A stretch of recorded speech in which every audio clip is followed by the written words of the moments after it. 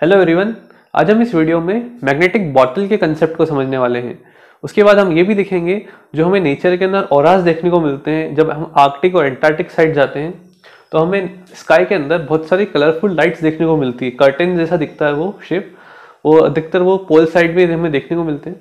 तो किस वजह से बनते हैं हम इस वीडियो में समझेंगे। So let's start. तो सबसे पहले हम समझ लेते हैं मैग्नेटिक बॉटल क्या होती है। मैग्नेटिक बॉटल एक जनरली एक ऐसी डिवाइस होती है जिसमें हम किसी चार्ज पार्टिकल को ट्रैप करके रखते हैं, मतलब उनको पकड़ के रखते हैं। इसलिए पकड़ते हैं क्योंकि जब हम उसकी स्टडी करते हैं बहुत एलिमेंट्री पार्टिकल्स होते हैं, जैसे इलेक्ट्रॉन्स है ना, इलेक्ट्रॉन जैसे पॉजिट्रॉन्स है, बहुत सारे पार्टिकल्स होती हैं जिनकी हम स्टडी करते हैं। तो उनको हम इस टाइप की डिवाइस के अंदर रखते हैं क्योंकि उनको रोक पाना इलेक्ट्रॉन्स वगैरह को बहुत पॉसिबल नहीं है, इसलिए हम उनको बॉटल के अंदर रखते हैं, मैग्नेटिक बॉटल में। तो बेसिकली मैग्नेटिक बॉटल में क्या होता है, बहुत सारी मैग्नेटिक फील्ड लाइंस होती हैं। तो वो बेसिकली वेरी करती है। सेंटर की तरफ फील्ड लाइंस बहुत वीक होती हैं और जब बॉटल के हम एंड्स में जाते हैं, दोनों एंड्स की तरफ बढ़ते हैं, तो हमें वहाँ पे बहुत सारी डेंसिटी मैग्नेटिक फील्ड लाइंस जो है, स्ट्रेंथ जो होती है मैग्नेटिक फील्ड लाइंस की, वो ज़्यादा देखने को मिलती है। तो बेसिकली होता क्या है, मैग्नेटिक फील्ड लाइंस का एक जो मैग्नेटिक बॉटल का हम प्रोटोटाइप बना सकते हैं। जैसे कि एक बार मैग्नेट ली मैंने यहाँ पे, इसका नॉर्थ पोल है, और दूसरी बार मैग्नेट ली मैंने यहाँ पे, इसका मैंने यहाँ पे साउथ पोल रखा है। तो इन दोनों मैग्नेट के बीच में बहुत सारी मैग्नेटिक फील्ड लाइंस होगी। तो वो कुछ इस तरीके से हमें देखने को मिलती है। अधिकतर आपने बुक्स वगैरह में भी देखा होगा, मैग्नेटिक फील्ड लाइंस कुछ इस तरीके से हमें देखने को मिलती है। तो यहाँ पे हो क्या रहा है, जो मैग्नेटिक फील्ड लाइंस की जो स्ट्रेंथ है सेंटर में, वो वीक देखने को मिलती है, और जब हम पोल साइड की तरफ बढ़ते हैं तो वहाँ पे स्ट्रेंथ जो है मैग्नेटिक फील्ड्स की वो ज़्यादा है। जैसे सेंटर में अगर आप देखोगे वीक है, यहाँ पे स्पेसिंग भी ज़्यादा दिख रही है दोनों फील्ड लाइंस के बीच में। और जब हम पोल की तरफ बढ़ेंगे, साउथ पोल की तरफ, तो यहाँ पे फील्ड लाइंस के बीच की जो स्पेसिंग है वो भी कम है और स्ट्रेंथ भी क्या है, ज़्यादा है। सिमिलरली नॉर्थ पोल में भी यहाँ पे क्या है, स्ट्रेंथ ज़्यादा है, दोनों एंड में स्ट्रेंथ ज़्यादा है, और सेंटर में स्ट्रेंथ क्या है मैग्नेटिक फील्ड की, वो क्या है, वीक है। तो बेसिकली एक मैग्नेटिक बॉटल ही है। तो उसको थोड़ा एनलार्ज व्यू में समझते हैं। तो एनलार्ज व्यू इसका बनाते हैं। सपोज मैग्नेटिक फील्ड लाइन से यहाँ पे कुछ सेंटर में स्पेसिंग ज्यादा है यहाँ पे,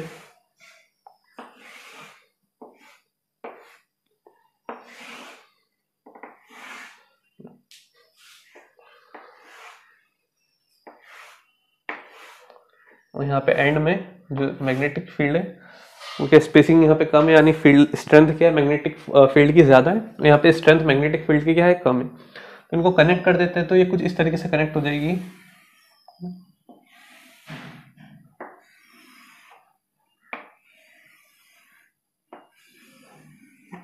तो मैग्नेटिक फील्ड लाइंस कुछ इस तरीके से है, नॉन यूनिफॉर्म, यहाँ पे कम है, फिर यहाँ पे वेरी कर रही है, फिर यहाँ पे स्ट्रेंथ बहुत ज्यादा है। तो कुछ इस तरीके से वेरी कर रही है मैग्नेटिक फील्ड लाइंस। तो जब इस टाइप की जब नॉन यूनिफॉर्म मैग्नेटिक फील्ड में मैं किसी चार्ज पार्टिकल को इंट्रोड्यूस कराता हूँ, तो सपोज क्यू चार्ज को मैंने इंट्रोड्यूस कराया यहाँ पे, इलेक्ट्रॉन वगैरह कुछ भी मान सकते हैं, इसको पॉजिटिव चार्ज ही मान लो क्योंकि स्टडी करने में इजी रहेगा, है ना। तो जब मैंने इसको इंट्रोड्यूस कराया, तो मैं एग्जैक्टली 90 डिग्री पे इंट्रोड्यूस कराना पॉसिबल नहीं होता मेरे लिए। हमेशा कुछ ना कुछ तो एंगल रहता ही है। अगर 90 डिग्री पे इंट्रोड्यूस हो गया तो सिंपल सा मोशन हो जाएगा इसका, सर्कुलर मोशन हमने देखा था प्रीवियस वीडियो में। ये सर्कुलर मोशन में घूमता रहेगा, ना आगे जाएगा ना पीछे जाएगा, पर ऐसा पॉसिबल नहीं हो पाता है हमेशा। तो हमेशा कुछ ना कुछ तो एंगल रहता ही है। तो हम एंगल पे इसको इंट्रोड्यूस कराते हैं। सपोज एंगल ही बना, जबरदस्ती नहीं कर रहे, अपने आप ही वो एंगल पे इंट्रोड्यूस होगी। तो जब चार्ज पार्टिकल इस नॉन यूनिफॉर्म मैग्नेटिक फील्ड में किसी एंगल पे इंट्रोड्यूस होता है, तो यहाँ पे हो क्या रहा है, तो दो वेलोसिटी के दो कंपोनेंट हो जाते हैं। तो एक कंपोनेंट इसको आगे की तरफ ड्राइव करता है हॉरिजॉन्टली, और जो वर्टिकल कंपोनेंट होता है इसको सर्कुलर मोशन प्रोवाइड करता है। जिस वजह से इसका जो पाथ है वो हेलिकल पाथ होता है, जो प्रीवियस वीडियो में हमने देखा था। तो अभी ये कुछ इस तरीके से मूव हो रहा है, चार्ज पार्टिकल है, ये अप साइड ऊपर जाएंगे तो बोर्ड के इंटूर जा रहा है, और जब नीचे से जब आएगा तो बोर्ड के आउटसाइड आएगा, और ये आगे भी बढ़ता आ रहा है इस तरीके से। तो इसका कुछ मोशन है इस तरीके से, यहाँ पे बना रहता हूँ।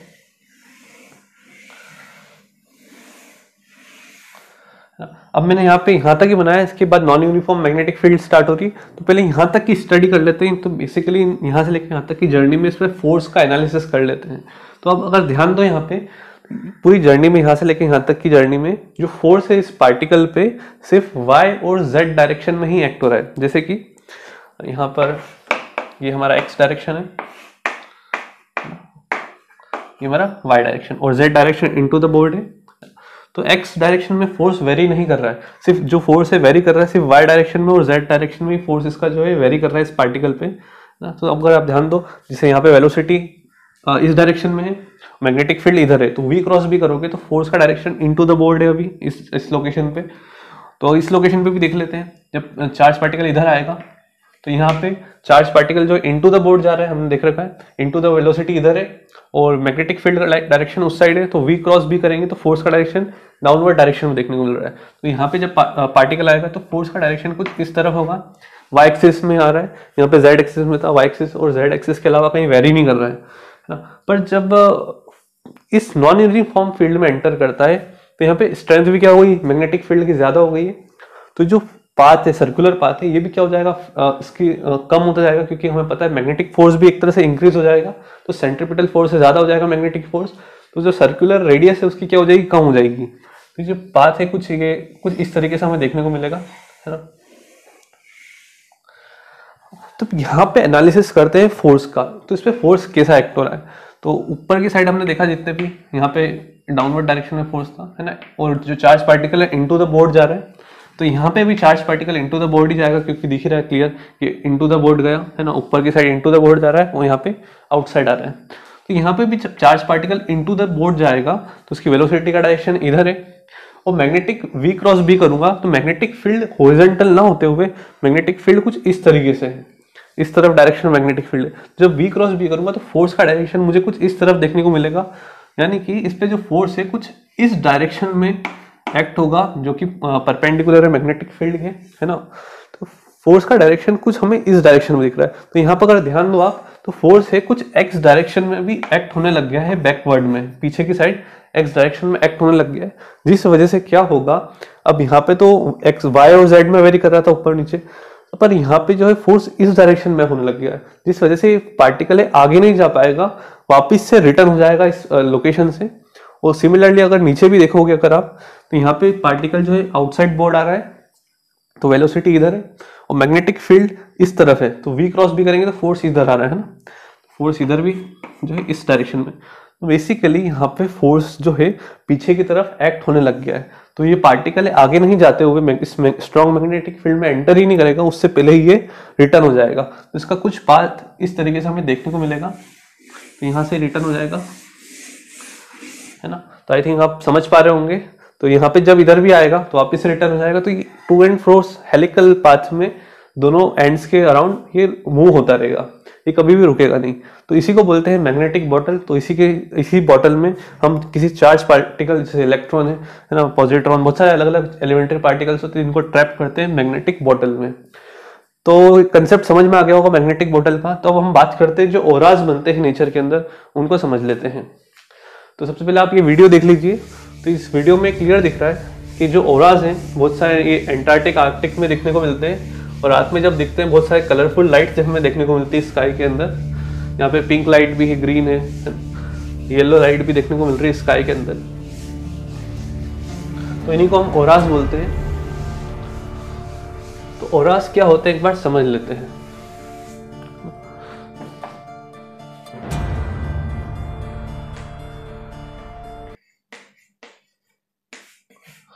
ओराज क्या होते हैं समझते हैं। तो जब अर्थ की, अब जैसे अभी मैग्नेटिक बॉटल जब बात करी हमने, तो मैग्नेटिक बॉटल का जो बेसिक कंसेप्ट क्या था, बीच में सेंटर में मैग्नेटिक फील्ड लाइंस की स्ट्रेंथ कम होती है, और जब दोनों एंड्स की तरफ जाते हैं तो मैग्नेटिक फील्ड लाइंस की स्ट्रेंथ क्या होती है, ज्यादा होती है। तो बेसिकली अर्थ में भी ऐसे ही कुछ हमें देखने को मिलता है। सपोज ये हमारी अर्थ है, तो अर्थ में हमें जब साउथ और नॉर्थ पोल और साउथ पोल की तरफ देखेंगे तो मैग्नेटिक फील्ड लाइंस इसकी अर्थ की मैग्नेटिक फील्ड लाइंस कुछ इस तरह से रहती है।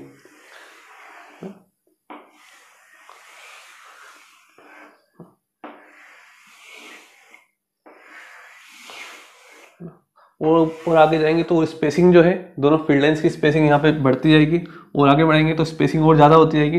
पर जैसे हम साउथ और नॉर्थ पोल की तरफ बढ़ेंगे, हम यहाँ पे स्पेसिंग क्लियर दिख रही है हमें बहुत कम है, तो स्ट्रेंथ यहाँ पे मैग्नेटिक फील्ड्स की ज़्यादा है, और यहाँ पे जब देखेंगे तो मैग्नेटिक फील्ड की जो स्ट्रेंथ है वो क्या है, कम है। तो अर्थ भी एक तरह से मैग्नेटिक बॉटल का ही काम करती है। अब जब क्वेश्चन अराइज होता है तो मैग्नेटिक बॉटल तो हो गई, तो ये किन पार्टिकल्स को ट्रैप करती है। मैग्नेटिक बॉटल जैसे बेसिकली इलेक्ट्रिक चार्ज वगैरह को ट्रैप करने में यूज होती है। तो यहाँ पे होता क्या है, तो जब जब सन, ये सपोज यहाँ पे हमारा सन है, सन ये रहा, तो जब सन की जो सरफेस होती है तो इसमें 3-4 साल के अराउंड जो होता है सोलर फ्लेयर्स जो होते हैं वो ब्रस्ट होते रहते हैं। जैसे कि आप ये इमेज देख सकते हैं, तो यहाँ पे फ्लेयर्स है, सोलर फ्लेयर बोलते हैं इनको। ये 3-4 साल के अंदर होती रहती है। तो जब सोलर फ्लेयर जब ब्रस्ट होती है तो यहाँ पे फ्लेयर के साथ साथ बहुत सारे रेडिएशंस निकलते हैं, और रेडिएशंस के साथ साथ बहुत सारे इलेक्ट्रॉन्स और प्रोटॉन्स भी यहाँ पे इस फ्लेयर से शूट होते हैं। जो फ्लेयर से तो इस सन की तरफ सरफेस से इलेक्ट्रॉन्स और प्रोटॉन्स भी बहुत सारे रेडिएशंस के साथ साथ ये शूट्स होते हैं, सब दूर फैलते हैं, तो अर्थ की तरफ भी बढ़ते जा रहे हैं इलेक्ट्रॉन। अब ये इलेक्ट्रॉन यहाँ से लेके यहाँ अर्थ की तरफ बढ़ रहे हैं, तो इनकी जर्नी में बीच में वैक्यूम है, कुछ भी नहीं है स्पेस, ना ही कोई इन पे फोर्स हो रहा है, अपने आप मोमेंटम बन चुका है इलेक्ट्रॉन्स का। जैसे इलेक्ट्रॉन इस साइड अर्थ की तरफ इस डायरेक्शन में बढ़ रहा है ना, इतना बड़ा इलेक्ट्रॉन बनाना पड़ रहा है, तो इतना बड़ा होता नहीं है सन और अर्थ के कंपेयर में। तो इमेजिन कर लीजिए इलेक्ट्रॉन अर्थ की तरफ बढ़ रहा है। अब चूंकि इसमें मोमेंटम आ चुका है, इसको रोकने वाला कोई भी नहीं है, अब आगे बढ़ता ही रहेगा अर्थ की सरफेस की तरफ।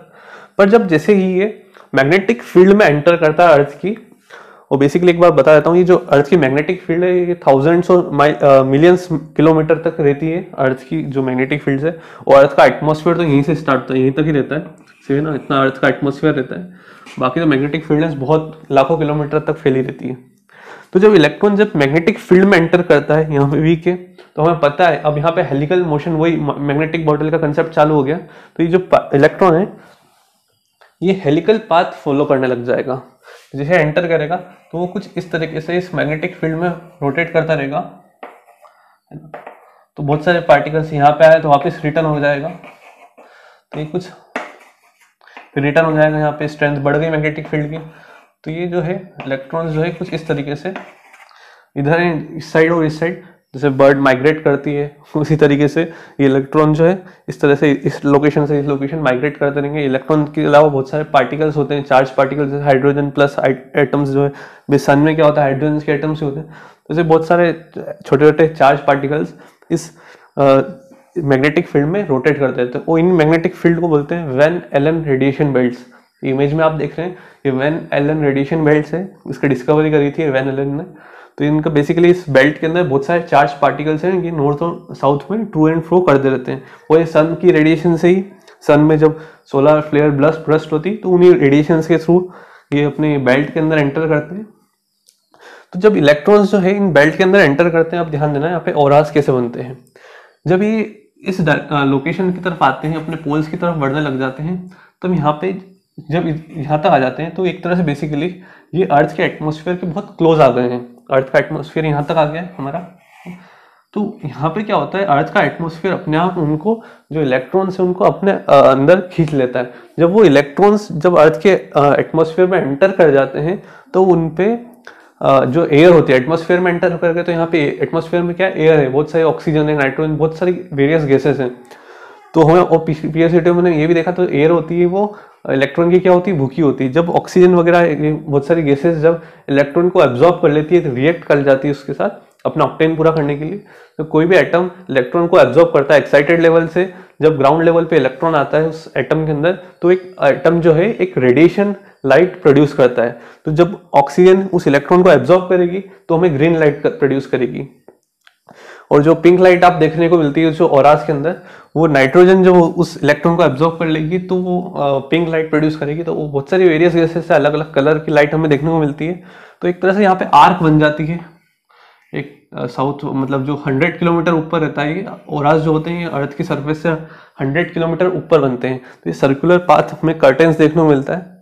तो ये सपोज ये नॉर्थ पोल है, स्पेस में इस तरह की अलग अलग कलरफुल लाइट्स देखने को मिलती है। जब एटम जो है एयर के जो मॉलिक्यूल्स हैं उन इलेक्ट्रॉन को एब्जॉर्ब कर लेते हैं तो हमें यहाँ पे देखने को मिलता है। और यहाँ पे इसलिए नहीं कर पाते क्योंकि एटमॉस्फेयर तो यहीं पे है और इलेक्ट्रॉन्स इतनी बहुत मतलब मिलियंस हजारों लाखों किलोमीटर दूर है, और यहाँ पे हेलिकल पाथ में मूव होते रहते हैं। पर जब वो नॉर्थ पोल और साउथ पोल की तरफ बढ़ते हैं वो एटमॉस्फेयर से बहुत क्लोज आ जाते हैं, तो एटमॉस्फेयर उनको एब्जॉर्ब कर लेता है, जो एयर होती है वो उसका रिएक्ट कर जाती है और हमें ऑरास बनाती है वहाँ पे नॉर्थ पोल और साउथ पोल में। तो यहीं पे ऑरास हमें देखने को मिलते हैं। तो आई थिंक आप लोगों को कंसेप्ट समझ में आ गया होगा मैग्नेटिक बॉटल्स और ऑरास का कंसेप्ट क्या होता है। So thank you.